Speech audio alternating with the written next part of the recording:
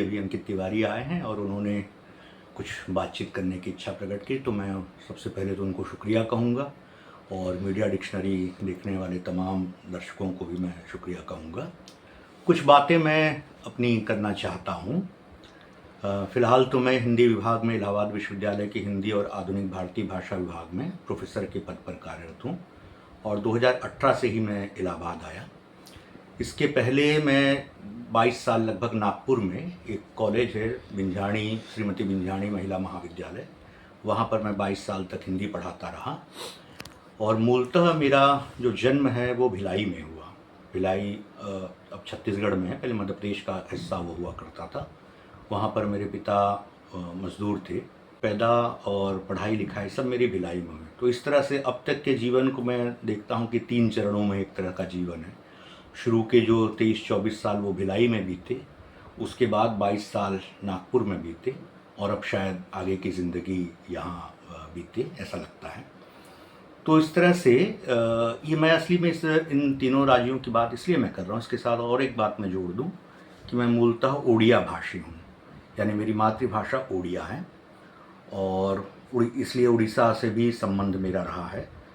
तो इस हिंदी इलाके के साथ साथ मैं छत्तीसगढ़ की संस्कृति से, महाराष्ट्र से, बंगाल से और उड़ीसा से भी किसी हद तक जुड़ा रहा हूँ।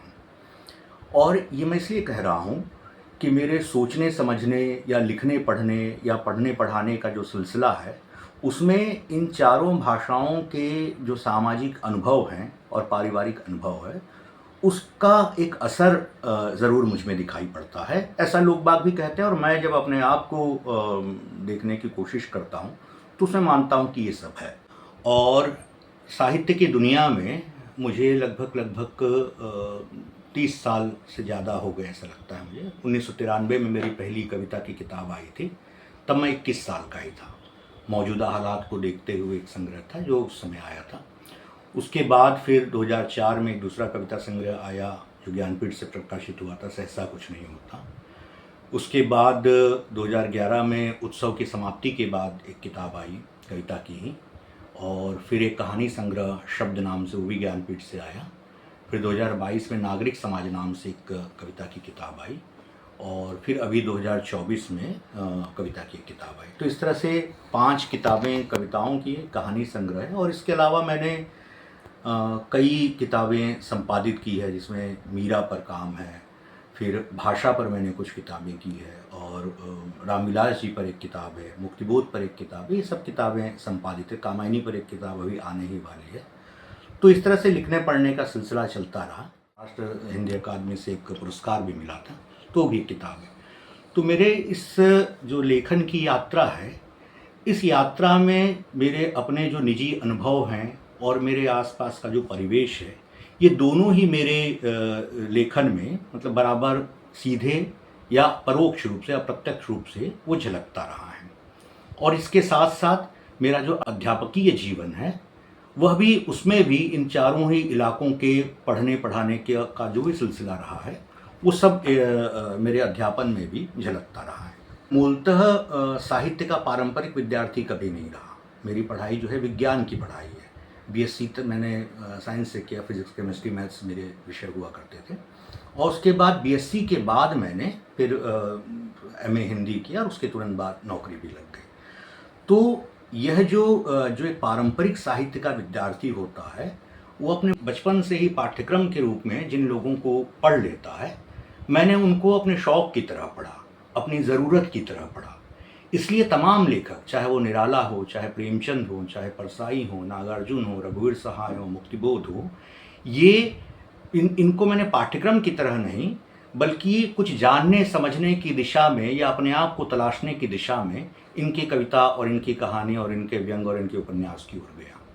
तो इसलिए इनको पढ़ना, इनके वाक्य मेरे भीतर पाठ्यक्रम के वाक्य नहीं है, मेरी अपनी तलाश की प्रक्रिया में इन लेखकों के वाक्य मेरे पास तक पहुंचते रहे। और इसीलिए अब भी जब मैं इनको पढ़ता हूं, तो हालांकि मुझे पढ़ाई लिखाई की दुनिया में पढ़ाते हुए लगभग 28 साल हो गए, लेकिन अब भी मैं उनको उसी उत्सुकता से पढ़ने की कोशिश करता हूँ। इसलिए ये बिल्कुल भी मैं विनम्रतावश नहीं कह रहा हूँ, ये सचमुच ऐसा है कि मैं अपने आप को साहित्य का एक विद्यार्थी मानता हूँ। और मेरा जो अध्यापकीय जीवन है और जो मेरा साहित्यिक जीवन है, दोनों लगभग लगभग साथ में ही विकसित हुए, ऐसा कह सकते हैं। यहाँ भी जितनी भी दूर तक मैं आज पहुँच सका हूँ, 93 में मेरी पहली किताब आई थी और 96 में मेरी नौकरी लगी, लगभग लगभग 2-3 साल के अंतर में। तो साहित्य का जीवन और जो अध्यापकीय जीवन है, उसकी उम्र लगभग लगभग मेरी बराबर है। और कुछ शुरुआती लोग मुझे याद आते हैं जिनका योगदान मैं खूब अपने आप को मानता हूँ। जैसे एक प्रमोद वर्मा को याद करना। पहली किताब छपी थी तो प्रमोद जी के पास मैं लेके गया, तो उन्होंने बहुत बधाई दी, शुभकामनाएं दी और कहा कि आज से 20 साल बाद भी तुम यदि कविता लिखते रहोगे तब मैं मानूंगा कि तुम कवि हो।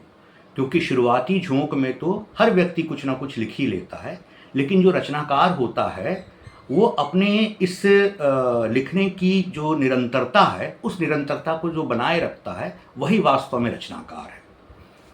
तो निरंतरता एक लेखक की पहली शर्त है, प्रमोद जी ये कहते थे। और सचमुच जब 20 साल मुझे लिखते लिखते हो गया, तो प्रमोद वर्मा जी तब इस दुनिया में नहीं है अब, तब 20 साल जब मुझे लिखते हुए तब भी वो नहीं थे। लेकिन उनको याद करते हुए मैंने कहा कि हाँ ठीक है, अब शायद मैंने लिखने की ओर थोड़ा बहुत, मतलब अपने मुहावरे को थोड़ा बहुत पाया है। और यही स्थिति जो है वो अध्यापन की भी है। शुरुआती देखिए, मैंने अभी बताया है कि नागपुर के गर्ल्स कॉलेज में मैं पढ़ाता था और मराठी भाषी वो इलाका था।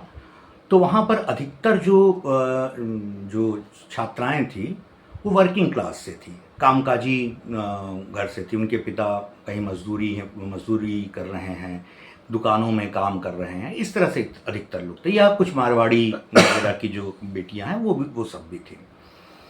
तो और उनका मतलब बातचीत करते हुए पता चलता था कि इन सब के परिवार में किसी भी तरह से साहित्य पढ़ने पढ़ाने का या भाषा पढ़ने पढ़ाने की कोई पारिवारिक तैयारी नहीं है। तो सब उत्सुकता के साथ, जिज्ञासा के साथ और अपने आप को तलाशने के क्रम में आते थे। तो उनको पढ़ाते हुए मैंने समझा कि बहुत एक्सपर्ट होकर के बातचीत आप करेंगे तो हो सकता है कि आप अपनी बात कर लें, लेकिन उनके और आपके बीच में एक दूरी बन जाती है। तो मैंने अपने पढ़ाने की शुरुआत जो की, बहुत साधारण से स्टूडेंट्स के साथ की, और वो अनुभव आज तक मेरे साथ, मतलब आज तक भी मेरे भीतर उसी पोटेंशियलिटी के साथ, उसी सक्रियता के साथ मेरे भीतर वो जमा हुआ है।